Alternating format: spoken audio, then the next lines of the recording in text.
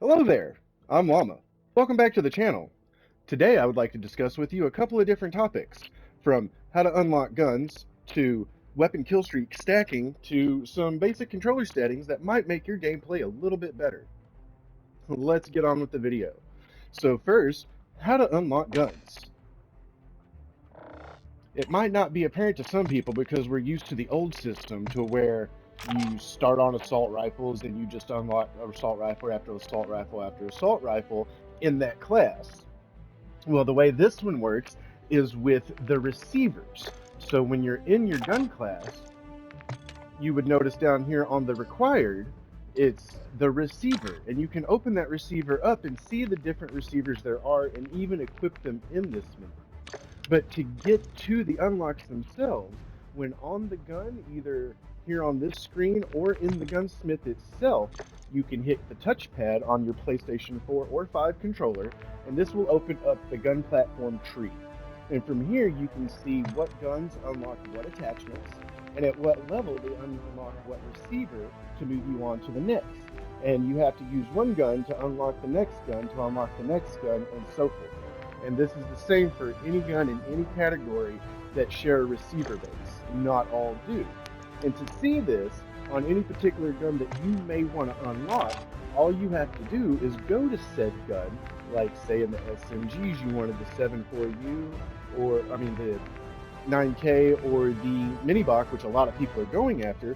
All you have to do is go to said weapon, and even though you can't select it with the X, just hit your touchpad and it will still open up the weapon tree so you can see where you have to start to get where you have to go. And that's how you unlock weapons. And the way the weapons attachment works, if you're not aware of that, is every gun has a certain amount of weapons attached to it itself. And you can see that through its tree, and that's the ones that it will unlock. And any guns that share these attachments will be unlocked for those guns as well, whether it be an SMG, a sniper rifle, or your assault rifles. And so in order to see what attachment or what gun you need to unlock what attachment, like say you're going for a certain suppressor, to say silence, then you'll look underneath the gun's name in the top left hand corner, and it will tell you, to unlock this, you need to unlock the TAC 56 to level 14, and that will unlock this suppressor for every gun that this suppressor will work on. And that's how you do the attachments. I like this new method. How do you feel about it? Let me know down in the comments. Next off, I want to move on to the weapon kill streak stacking, like say for your camo challenges, right? And so in your camo challenges, if you're working along, like for I already did the gold there. So for your next one, I think, yeah, that was 3 kills without dying 10 times to get gold for your M4, and it's probably that way for every assault rifle. Those kills stack, and not just for gold, but any other one that requires you to get, like this, 10 double kills with the M4, you don't have to die to get the next double kill. You can double kill, double kill, double kill. That's 3 double kills in a row. Same thing with your 3 kills without dying. You don't have to get 3 kills, die to get another 3 kills for that to keep tracking. You can go 3, 6, 9, 12, and that's that many 3 kills without dying on that. So you can actually complete the camo challenge within 1 round if you're going sweaty enough. And that's how you unlock the camos. And once you unlock these camos, they unlock for every gun in the game and the melee weapons. And yeah, so that's how you get along with that. And if you'd like to stick around for some controller settings, we're going to get into that now. Just open your options, head on over into your settings tab. We're going to open up the group. And from here, your button layouts. This is really important. I like to play tactical flip myself. I aim and shoot with my L1 and R1. Tactical keeps me from panic punching, and that's what I used to do all the time. I'd be in an intense gunfight trying to aim quick and whatnot, I'd actually click the stick and just panic punch, and it would end up in me dying. So annoying. And it's going to let me know that I should start playing tactical. And what tactical is, it swaps your crouch and your melee button. And so now your click is your crouch or slide, which makes it a lot easier to run around and maneuver, especially in the new game 2.0. And then your melee is on your circle button, which, you know, you shouldn't punch too often if you just get down and dirty and putting the trigger down with you know what I'm saying? But also from here, you can customize any buttons you want. If you want to replace your interact with your next weapon, you can do that. You can have your next weapon on triangle instead of square, and vice versa. So any button you need to remap, you can remap in this menu. I do believe you have to switch this one to custom, and yeah, you have to switch it to custom, and then it opens those up, and you can just switch it to whatever you need. Tactical flip works just fine with me. I like all the buttons where they are. It's that old school feel. I just know where they are on the drop of a dime. And I play tactical flip, so here's where you can switch that between your L1, R1, R2, L2. Next would be your stick layout. Say you can't, like my wife needed to switch this to be able to play. She's a southpaw. She has to look with her left and run with her right. You can switch that up for all the different variants here. It's really helpful. It's something I would recommend trying if you're having trouble the other way, or maybe your significant other is having trouble. Switch that up for them and then let them give it a try. See if they can work it. That's how my wife got into Call of Duty. It's pretty awesome. Next is your controller vibration. Now this is really on personal preference, but I prefer to turn it off once I'm done with the campaign, because in a competitive multiplayer setting, it can get in your way. It can mess, you know, with it vibrating around and everything in your hand, it can take away from your aiming when in a game of milliseconds. For the trigger effects, if you haven't swapped, you can leave that on full haptics, the weapon fire threshold, or just turn it off altogether so it's just a straight pull. If you don't like that tension, if you don't want the immersion. If you did do the weapon swap, you don't have to worry about it. There's no haptics for tacticals or lethals. Next on to aiming. This is another one of those settings that is personal preference. You want to go into a private lobby, you know, set up some bots and just play around with it. See what setting works for you. Me, I like to turn on a dime just in case anybody's shooting me in the back, so I've slowly worked my way up to 13. That's something I recommend doing, working up to a higher sensitivity that works for you, slowly, you know, setting up a number, get used to that, setting up another number, get used to that, and so on until you're at a speed that you're comfortable with being able to turn around fast enough so you don't get shot in the back. And next one that's a good one to go into private box and mess around with is your ADS activity multiplier. This is when you go ADS, how fast you're moving while in ADS. Me, I like it to match roundabout where my non-ADS sensitivity is, so I put it up about a 1.2, 1.3. Normally about 1.3 the math in the front. After that, you can go into the multiplier, and it can take the first person down the sensitivity, and that first can run really fast enough for you. This is where you adjust that up and down. If it's going too fast, then you get it. After that, your vertical aim assist, I leave that all standard, put it inverted, that's just how my brain works. After that, we've got your gameplay. Aim down sight behavior, you can go from hold to toggle, all depending on how your gameplay uses the ADS, and then go to stop and you just toggle it on if that's good for you. Automatic sprint.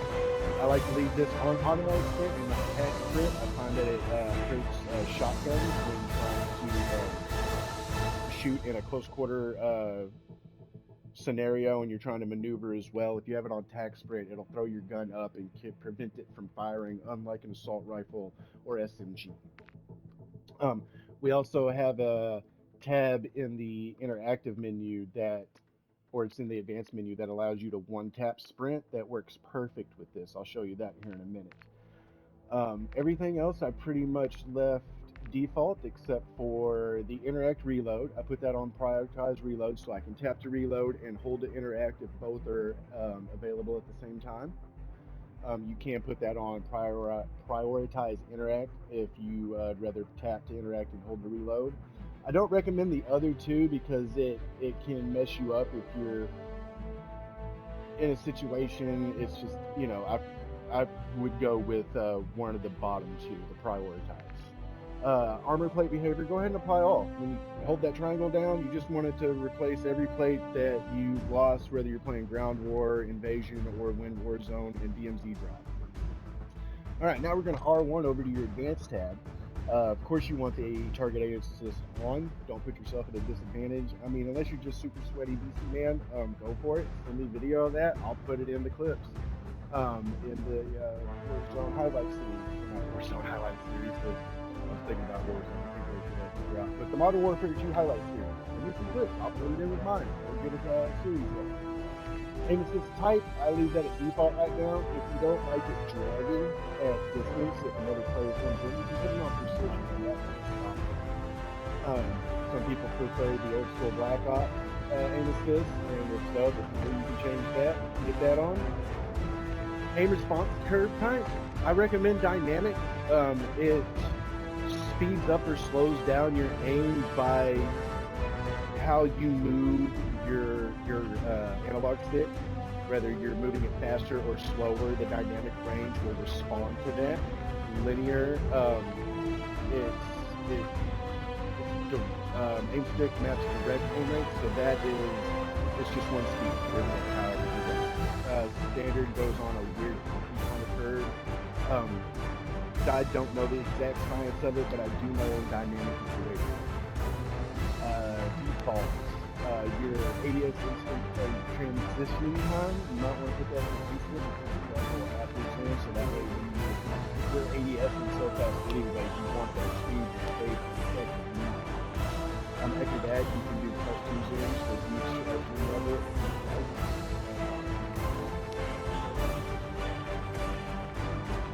Another important one below that is here's your tactical sprint behavior. Now, if you didn't put it on auto tag sprint and you left it on walk or auto run, here's where you can put it to single tap to sprint or run.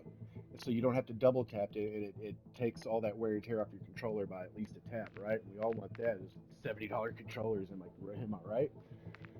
Airborne mantle left on in case you're falling and there's something there to grab onto. It'll grab onto it for you. Automatic ground mantle, I would turn that off. You don't want to go and take cover and then accidentally mantle over into somebody's fire. I don't need to invert because that's how my brain works, but if you need to invert that, this is where you would on your slide and dive behavior. You're plunging underwater, I recommend putting that on plunge freely instead of movement. With movement, you have to in the direction you're going. Parachute auto deploy, if you're comfortable enough with deploying your own chute, I would take that off. It could put you in a bad situation by deploying too early and making you an easy target. Sprinting door bash, I would turn on. If you need to swap your sticks when you ADS so that you're aiming with your left, this is where you would do that, and you can make it instant or after zoom. I don't know enough about the backpack controls to rather turn this on or so I'm going to leave it off and just use my sticks until later on when we figure out different. I like the way medium feels. It's really a preference thing on that. You want to turn on your weapon swap after deplete ammo. That way it automatically switches for you. This is off by default here. Quick see forward detonation. I will turn that on so you can throw it out, double tap your square, and boom. Just the way to go. Vehicle camera, all of these are default. If you need to change it, go for it. And that's it for your controls, ladies and gentlemen. There's a few things in graphics you can change, like turning on your on-play command streaming. Well, I done messed that one up. If you're experiencing packet loss, turn this off. That could be what's causing it. Down in telemetry in the interface menu, you can turn on the essentials and it'll let you know your ping and your packet loss, so you can keep track of that. Turning off motion blur for your weapon and the world, and turning off your film grain and depth of view. Depth of field view is all recommended. It just makes acquiring targets that much easier. It's taking all the blur and the filming grain stuff out, so it's not getting in your I recommend turning on the fidelity FX has.